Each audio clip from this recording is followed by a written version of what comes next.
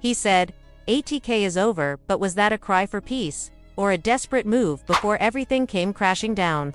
Just days later, a chilling confession video surfaced, and now police say he is the mastermind behind it all.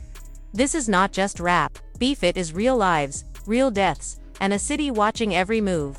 You are about to see the story Jacksonville does not want you to hear. If you missed it, here is what the news is saying. Jacksonville police are now looking into new video evidence that links rapper Yungeen Ace to paying for the hit on Julio Foolio. Sources say an arrest for questioning is likely to happen soon, and this move has actually been in the works for several weeks. Meanwhile, Jacksonville Sheriff TK Waters has released a public message directly aimed at Yungeen Ace and his crew. ATK, after several people connected to Julio Foolio were caught. A local reporter recently asked a tough question during a press conference: was rapper Yungeen Ace currently being investigated by law enforcement? The response came directly from a city official, who made things very clear. That's something the Tallahassee Police Department, TPD, would handle. As of now, we are not running a formal investigation on him. But let me be very clear, he cannot go anywhere in Jacksonville without us knowing about it. And that's not about control. That's about keeping the community safe. This one short answer raised even more questions. Why are the police monitoring someone so closely if there is no official investigation? That is when people started connecting the dots. Just a few days earlier, Yungeen Ace had made a big announcement that caught everyone off guard. He was officially done with his gang. ATK. The news spread fast after he tweeted, "Ain't no such thing as ATK no more. That stuff is over." As if that was not enough, he later posted a video on Instagram where he seemed calm but serious. In the video, he repeated the same message: "I say no more ATK, it's done." He looked like he was trying to separate himself from the group's past. But that raised another question: why now? Fans and critics began speculating. Some believed this sudden change of heart was not about maturity or growth, it might have been about pressure. Many said it looked like someone from inside the gang had turned on him. The streets were whispering that someone had snitched, and that Ace's decision to shut down ATK was a way of cutting ties before things got worse. In the world of street music and gang life, timing says a lot. And this timing made people talk. ATK had been one of the most talked about groups in Jacksonville. They were tied to multiple public beefs, back and forth diss tracks, and even shootings that made local and national headlines. So for its leader to suddenly walk away without warning, it did not feel like just a personal decision. It felt like something bigger was going on. People began to connect Ace's announcement to recent events in Jacksonville. Rumors were flying about new video evidence tied to an old case, the murder of rival rapper Julio Foolio. The buzz was that law enforcement was putting the pieces together, and Ace might be involved more than anyone thought. The tweet and Instagram video, in that context, looked less like a declaration and more like a shield. Maybe Ace thought that by publicly ending ATK, he could avoid being linked to whatever came next. But stepping away from a group like ATK is not simple. It comes with consequences. For one, people in the streets begin to question your loyalty. Some fans saw Ace's message as a smart move. Others called it fake and said he was trying to protect himself. A few even accused him of trying to rewrite history, pretending the group never existed after years of being its loudest voice. There's also the reality that walking away from a gang does not always mean you're truly out. The past can follow you, especially when there are crimes attached to the name you helped build. That is likely why law enforcement made such a strong statement. Ace may not be officially under investigation, but the police are clearly watching him closely. Every move he makes is under a microscope now. Adding to the pressure, several people linked to the Foolio case had already been arrested. Their names Isaiah, Sean, Rashad, and Dave were being shared across news outlets and online forums. But no one had forgotten that police believed Yungeen Ace was the person who made the whole thing happen, the mastermind behind the scenes. This belief might also explain why his concerts across the country have been getting canceled. From Tampa to Gainesville, Virginia to other cities, venues started pulling out last minute. Ace took to social media to vent his frustration. "Why y'all keep canceling my shows? I don't even live in Jacksonville no more. Why are y'all messing with my money and my life?" Too many. These cancellations were not just bad luck, they looked like a coordinated effort to block his income and slow him down. And it might be working.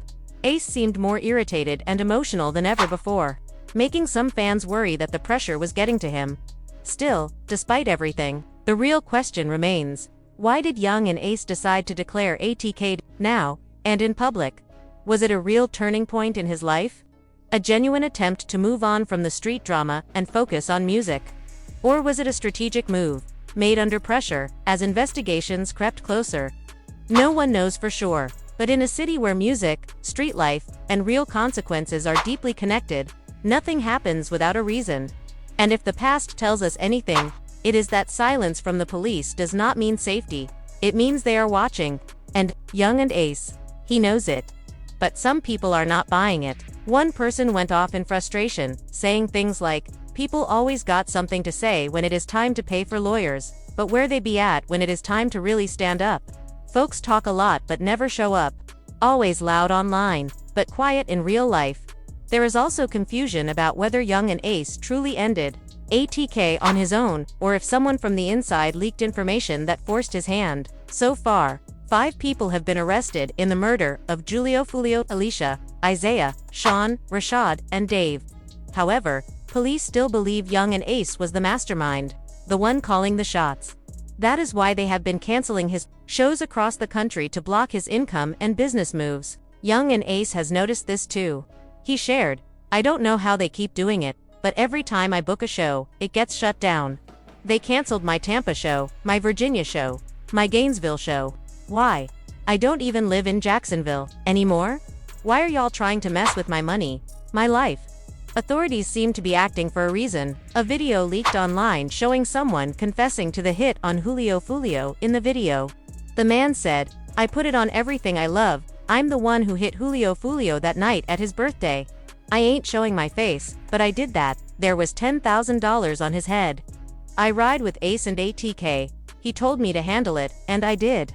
This chilling confession, combined with ongoing police efforts, makes it clear Yungeen Ace is at the center of a much deeper investigation than he might be letting on. The man in the leaked video did not hold back. His words were blunt and direct. "Ace told me to handle it.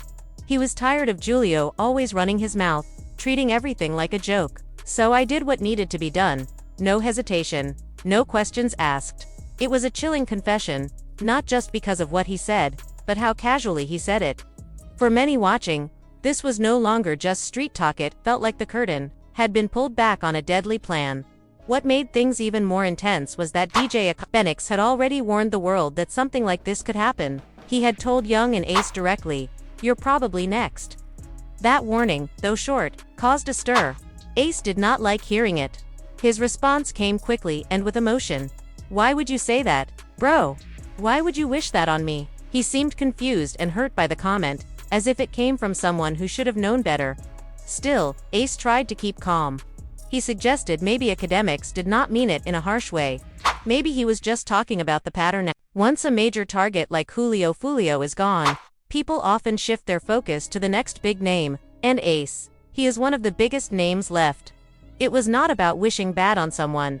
Academics might have just been pointing out the obvious, but even Ace knew the weight of those words. Being next is not just about fame. It means more danger, more eyes watching, more people plotting. It means your name is on a list you do not want to be on. And after Foolio's death, the streets were buzzing with questions. Would there be more retaliation? Who would be the next to fall? This moment became even more emotional when people remembered what Ace had already been through. A few years earlier, he was ambushed outside a restaurant. Several men tried to take him out, and in that attack, his brother lost his life. Ace had opened up about it in past interviews. He had tried to help his brother RJ as he lay hurt. "I tried to hold him. I told him, 'I got you, bro.' He looked at me and said he couldn't move. I called for help, but it was too late." In that song, Foolio mocked the deaths of Ace's close friends, rapping, "Went out to eat on his birthday." For hit 3, passed in the worst way. So when Foolio was killed on the 23rd, many believed it was no coincidence. It looked like a planned act of revenge. To make things even clearer, Ace later dropped a song of his own. In it, he echoed Foolio's same words, flipping the diss right back at him. 4 in the car, and one of them gone. 3 got hit. It was a direct response. And fans immediately caught the connection.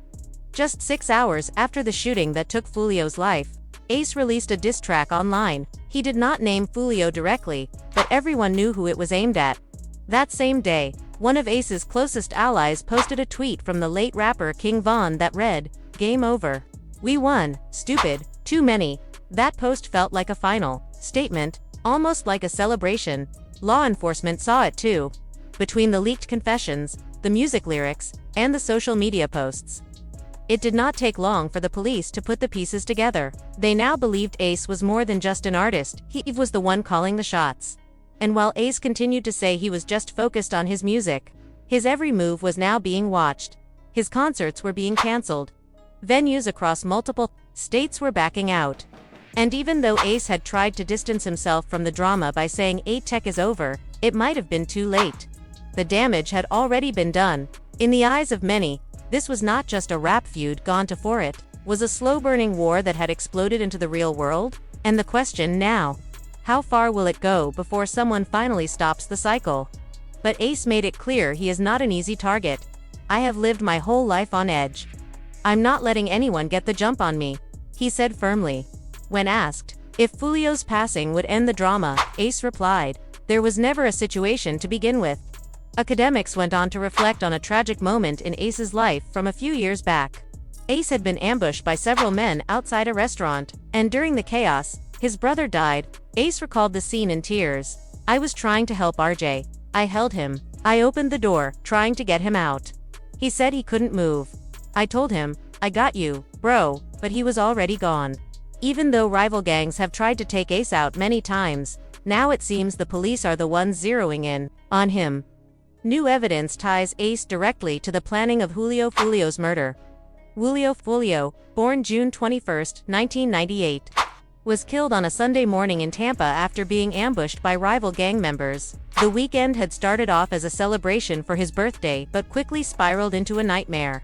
All thanks to his heavy presence on social media, Foolio and his crew rented an Airbnb and hosted a pool party. He even posted about it online. "If you got the address, pull up. If not, DM me. Pool party starts at 5 or 6. He continued, dropping the location repeatedly, saying, "We just got here, Tampa, Florida. You already know where the party's at. Push up." The party lasted only 2 hours. Foolio shared clips from inside, showing drinks and a good time with 5 women laughing beside him. But while he was celebrating, his enemies were quietly plotting. Posting all that content made Foolio an easy target, sadly. That was his first mistake. Soon after, police showed up at the Airbnb. The landlord was contacted and ended up kicking Foolio and his group out. But Foolio kept posting this time, promoting his next stop, a club event. He even revealed the exact address in a poster. Once at the club, he posted again, showing where he was sitting in the VIP lounge. "Birthday turn up. We deep in here, 20 of us, lit wherever we go." But all that posting gave his enemies time to track him. Later that night, while Foolio and his team stood outside in the parking lot, trying to figure out where to go next, they decided to head to a nearby Holiday Inn. Everything seemed quiet when they arrived. But suddenly, cars filled with armed men pulled up. Their main goal was to find and attack Julio Foolio, and once they did, the rest played out exactly as expected. This was more than a random hit. The attack happened on the 23rd, the same date Julio had dropped his infamous diss track "When I See You," where he mocked the deaths of Ace's close friends. In that song, Julio rapped, "Went out to eat on his birthday. 4 hit, 3 passed in the worst way. He kept dissing on me. Now we hitting 23. Ace's crew chose to strike back on the 23rd in retaliation. Then, in his new song, Young and Ace flipped Julio's lyrics, rapping, 4 in the car and 1 of them gone, 3 got hit. Clearly mocking Foolio's death and confirming it was payback. Just 6 hours after the incident, Ace dropped a diss track directly targeting Julio Foolio, who had been confirmed dead earlier that day. On top of that, Ace's right-hand man posted a screenshot from an old King Von tweet that said, "Game over. We won." Stupid. Between the diss songs and the constant Instagram posts, police quickly connected the dots and figured out exactly who was behind Julio Foolio's death. It all started with the music, specifically drill rap. For years, people assumed drill was something that belonged to Chicago. That is where it started, after all. But in recent years, the gritty, aggressive sound of drill music has taken root in other cities too. Jacksonville, Florida, is one of them. And just like Chicago, Jacksonville's version of drill has become dangerous. When things spiral out of control, the city does not hold back. They start pushing drill rappers out. Some artists already know they can never safely return to their hometown because of what they have said in their songs. What really pushed things over the edge was one particular track. It took a soft, well-loved piano melody, Vanessa Carlton's 1,000 Miles, and flipped it into something dark. A group of Jacksonville rappers used the song as a sample and turned it into a drill diss track. In it, they called out 5 or 6 people by name. These were not made-up names or random targets. The people mentioned were real individuals from Jacksonville, and they were all deceased. For people outside the culture, it might have just sounded like another rap song with some name, but to those living in Jacksonville and closely following the street scene, it hit hard. These were not just words. These were people's sons, brothers, cousins' lives that had been lost, and now were being mocked in music. That is what makes drill so intense. It is not just music, it is often a message, a warning, a taunt, and those lyrics echo far beyond the studio. They reach into neighborhoods, homes, and hearts. Voided? As the public reacted, Charleston White gave a bold response. He said, "Nobody should be sad about what happened to Julio Foolio. He lived and acted like a gangster, so he died like one. He had time to apologize to the people he disrespected, but he chose to rap at gravesites and make families cry. Some people are sad, but others feel relieved." He believed Foolio would not go to heaven, pointing to the death of Ace's close friend ATK Mitch as one of the reasons. Back in April 2022, Julio was pulled over for having dark window tints on his Dodge Durango. The traffic stop took a strange turn when a prosecutor showed up out of nowhere and began searching Julio's car without a warrant. Once they confirmed who he was, Julio was placed in the patrol car and questioned about the murder of Mitch. An officer asked him, "We want to talk to you about Mitch. You cool with that?" Julio seemed nervous but cooperative. They asked about his relationship with Mitch and what he knew about the killing. Julio explained, "Mitch used to come to my mom's house. We knew each other, but when I heard what happened, I was in Miami making music. I saw everyone posting Mitch this, Mitch that on Instagram." The detectives kept digging, asking, "Where were you when Mitch got killed?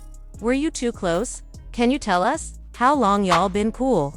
Even though they had no solid evidence, they were fishing for clues, hoping Foolio would slip up. But Foolio stood firm, telling them, "I don't know anything. I was not there. I heard it like everybody else." They tried one last approach. "You know his mom, right? Don't you think she deserves some answers?" But Foolio kept repeating that he did not know anything, and he could not help. Eventually, the detectives shifted the focus to his music. They asked whether Foolio thought his lyrics and behavior contributed to the violence around him. He answered calmly, "No. Even before I was rapping, stuff was already happening. Music doesn't make someone do something. You can't blame that on a song." Still, many people online were furious. They felt Foolio was dodging the truth and lying to the police. They believed his music, his disses, and his behavior helped fuel the deadly cycle of violence, and now, everything was spiraling out of control.